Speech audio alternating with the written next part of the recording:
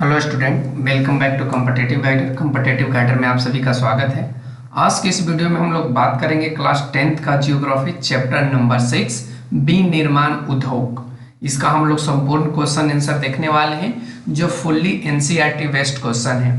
तो आप सभी वीडियो शुरू से लेकर अंत तक देखिए और जो भी आप लोगों को डाउट होता है आप कमेंट सेक्शन में कमेंट जरूर करिए। और भी वीडियो आई बटन के लिंक पर आप सभी को मिला हुआ रहेगा, आप इस जगह पे आई बटन पे जाकर के आप यहां से देख सकते हो। तो चलिए आज के इस वीडियो में बात कर लेते हैं क्लास 10th का जियोग्राफी क्वेश्चंस। इस प्रकार से क्वेश्चन फर्स्ट में देखिए यहां से पूछा गया बहुवैकल्पिक प्रश्न है, यानी कहने का इसका मतलब ऑब्जेक्टिव है।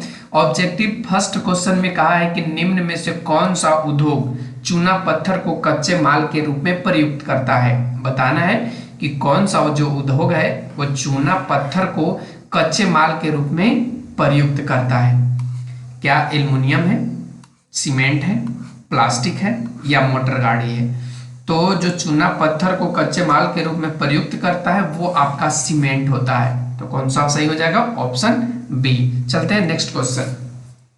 नेक्स्ट क्वेश्चन में कहा है निम्न में कौन सी एजेंसी सार्वजनिक क्षेत्र में स्टील को बाजार में उपलब्ध कराती है। किसको, स्टील को बाजार में उपलब्ध कराती है। बताना है आपको वह कौन सी सार्वजनिक एजेंसी है। क्या वो हेल है, क्या वो टाटा स्टील है, क्या वो सेल है या MNCC। आप इन तीनों का कमेंट सेक्शन में फुल फॉर्म बताना है, ठीक है ना। आप लोग फुल फॉर्म इसका बताओगे, हेल का मतलब क्या होगा और सेल का मतलब क्या होता है, MNCC का मतलब क्या होता है। चलते हैं, तो इसका सही उत्तर कौन सा हो जाएगा, सेल। ऑप्शन सी बिल्कुल सही है, सेल। चलते हैं नेक्स्ट क्वेश्चन, क्वेश्चन नंबर 3 पे देख लेते हैं। थर्ड क्वेश्चन में कहा है कि निम्न में कौन सा उद्योग बॉक्साइट को कच्चे माल के रूप में प्रयोग करता है। ये आपको बताने हैं। इसमें दिए गए हैं ऑप्शन ए में अल्युमिनियम, ऑप्शन बी में यहाँ पे दिया गया है, देख सकते हो ऑप्शन बी में कागज, ऑप्शन सी में क्या बोला है, सीमेंट, ऑप्शन डी में बोला है आपसे स्टील। तो इन चारों ऑप्शंस में बताना है कि वो कौन सा उद्योग है जो बॉक्साइट को कच्चे माल के रूप में प्रयोग करता है। तो ऑप्शंस के अकॉर्डिंग कौन सा हो जाएगा, ऑप्शन ए अल्युमिनियम प्रगलन में बॉक्साइट को कच्चे माल के रूप में प्रयोग किया जाता है। तो ऑप्शन ए बिल्कुल सही होगा। चलते हैं नेक्स्ट क्वेश्चन की तरफ।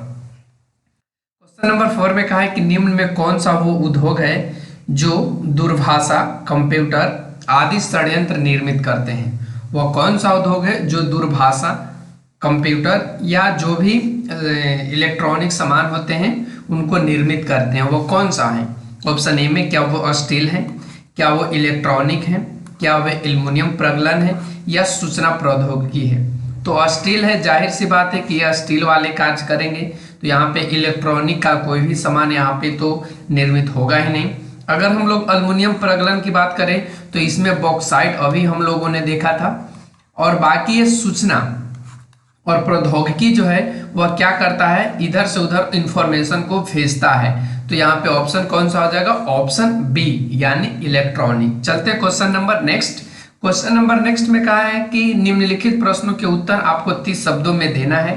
तो सबसे फर्स्ट क्वेश्चन में आपसे पूछा गया है यहाँ पे कि विनिर्माण क्या है, ये आपको बताना है। विनिर्माण क्या है, उत्तर में हमने लिखा है कच्चे माल, कच्चे पदार्थ या माल भी कहीं लिखा होगा तो आप समझ लेना। कच्चे पदार्थ को मूल्यवान उत्पाद में परिवर्तित कर अधिक मात्रा में वस्तुओं के उत्पादन को विनिर्माण कहा जाता है। फिर से रिपीट, कच्चे पदार्थ को मूल्यवान उत्पाद में परिवर्तित कर। जैसे कहने का मतलब अभी हम यहाँ पे अभी बात कर रहे थे, ये आपका बॉक्साइट था, ठीक है ना। और ये बॉक्साइट उसी तरीके से एग्जांपल में देखिए यहाँ पे हमने लिया भी है कागज से लकड़ी, फिर ठीक है ना, कागज लकड़ी से, यानी कागज कैसे बनता है तो लकड़ी से। गन्ना से चीनी, गन्ना जब शुरुआत में गन्ना होता है उसकी कीमत, उसका जो कीमत रहता है वो मतलब चीनी की अपेक्षा कम होता है, लेकिन जब उसका चीनी में उत्पादन कर दिया जाता है तो चीनी का मूल्य क्या हो जाता है, बढ़ जाता है। तो वही चीज कह रहा है कि कच्चे पदार्थ को मूल्यवान उत्पाद में परिवर्तित कर अधिक मात्रा में वस्तुओं का उत्पादन विनिर्माण कहलाता है। जैसे कागज से लकड़ी, ठीक है ना। कागज, लकड़ी से, चीनी, गन्ना से, लोहा, इस्पात और लौह अयस्क से। ये जो लोहा इस्पात आपको मिलेगा वो किससे मिलेगा? लौह अयस्क से। एल्युमिनियम आपको बॉक्साइट से निर्मित होता है। तो इन सभी चीजों को यहाँ पे देख सकते हो। चलते हैं नेक्स्ट क्वेश्चन। नेक्स्ट क्वेश्चन में कहा उद्योगों की अवस्थिति को प्रभावित करने वाले 3 भौतिक कारक बताएं। जो उद्योग है उनके अवस्थिति को कौन कौन से प्रभावित करते हैं, ये आपको 3 भौतिक कारक बताने हैं।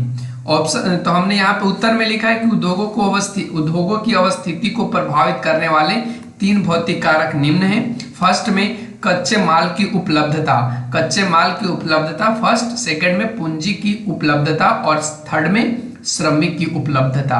तो यहां से ये तीनों भौतिक कारक हैं जो उद्योगों की अवस्थिति को प्रभावित करते हैं। चलते हैं नेक्स्ट क्वेश्चन। नेक्स्ट क्वेश्चन में कहा है कि औद्योगिक अवस्थिति को, देखिए अब यहाँ पे जो बात करा है वो औद्योगिक अवस्थिति को लेकर के बात करा है। तो बताना है कि औद्योगिक अवस्थिति को प्रभावित करने वाले 3 यहाँ पे मानवीय, अभी वाला जस्ट क्वेश्चन में देखिए तो यहाँ पे आपको जो मिल रहा था वो भौतिक कारक मिल रहा था। देख सकते हैं यहाँ पे आपको जो ये मिल रहा था वो कौन से कारक? भौतिक कारक। लेकिन अब जो यहाँ पे बताने हैं आपको ये मानवीय कारक को बताने हैं, तो आप यहाँ से बता देंगे। तो हमने भी उत्तर में लिखा है कि औद्योगिक अवस्थिति को प्रभावित करने वाले 3 कारक निम्न हैं, जिनमें सस्ते श्रम की उपलब्धता। सस्ते श्रम कहने का मतलब यहाँ पे मजदूरी वगैरह क्या होने चाहिए? सस्ता होना चाहिए। अब ये नहीं कि हम यहाँ पे अपनी जो उद्योग है उसको स्थापित करने में मजदूरों की जो मजदूरी है उसको भी बढ़ा दें और साथ में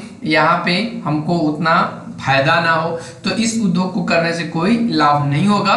तो इसीलिए कहा गया है कि यहाँ पे सस्ते श्रम की उपलब्धता होनी चाहिए, साथ में वित्तीय सलाह एवं सलाहकारों की आवश्यकता भी होनी चाहिए। अब वित्तीय सलाह करने का मतलब बैंक वगैरह होने चाहिए, बीमा होनी चाहिए और साथ में सलाहकार, यानी अब जो उद्योग को आप स्थापित कर रहे हो तो उसको आगे बढ़ाने के लिए कुछ लोग चाहिए जो सलाह देंगे कि आप इस क्षेत्र में करिए, इस एरिया में करिए, आप इस डायरेक्शन से करें तो आपका उद्योग आगे बढ़ सकेगा। तो यही चीज यहाँ पे हमने लिखा है। और थर्ड में श्रम को बनाए रखने के लिए संसाधन, जो आपका श्रम है उसको बनाए रखने के लिए संसाधन आपको पर्याप्त होने चाहिए। अगर संसाधन नहीं होंगे तो ये भी मानवीय कारक बन सकते हैं। चलते हैं next question. Next question number 4 में कहा है कि आधारभूत उद्योग क्या है, इसके बारे में आपको बताना है। आधारभूत उद्योग क्या है, उदाहरण देकर के आपको बताने हैं। उत्तर में मैंने लिखा है कि जिनके उत्पादन या कच्चे माल पर दूसरे उद्योग निर्भर हैं आधारभूत उद्योग कहलाते हैं। यानी इसके उत्पादन और कच्चे माल पे दूसरा उद्योग निर्मित है। जैसे कहने का मतलब लोहा और इस्पात उद्योग जो ऑटोमोबाइल उद्योग को स्टील की आपूर्ति करता है। तो ये जो आपका ऑटोमोबाइल उद्योग हुआ वह किस पर निर्भर हुआ? एक तो इस्पात उद्योग पे और सेकंड आपका लोहा उद्योग पे। तो इन दोनों चीजों पे जो उद्योग स्थापित हुआ उन्हीं को हम लोग कहते हैं आधारभूत उद्योग। यानी ऑटोमोबाइल का जो आधार हुआ वह लोहा और इस्पात हुआ। कौन हुआ? लोहा और इस्पात। तो यहां से इसका देख सकते हैं। तो ऐसे जो उद्योग होंगे उनको हम लोग आधारभूत उद्योग कहते हैं। चलते हैं, आज हम लोग यहीं तक रखते हैं क्योंकि इस वीडियो में हम लोग लघुत्तरीय और साथ में आपका जो ऑब्जेक्टिव क्वेश्चन था उसको हमने देखा। अगले वीडियोज में हम लोग जो बात करेंगे वो आपका दीर्घोत्तरीय से रहेगा। तो आप लोगों को कैसा लगा ये वीडियो कमेंट सेक्शन में कमेंट करना। वीडियो अच्छा लगे तो लाइक और शेयर कर देना। यदि चैनल पे नए हो तो चैनल को सब्सक्राइब करना। और हाँ, आप लोग कमेंट सेक्शन में ये बताना कि क्या ऑब्जेक्टिव टेस्ट सीरीज भूगोल का स्टार्ट किया जाए। ठीक है ना, ऑब्जेक्टिव टेस्ट सीरीज। तो आज के लिए बस इतना ही, और पीडीएफ चाहिए तो आपको डिस्क्रिप्शन में मिल जाएगा। Thanks for watching, take care, bye bye.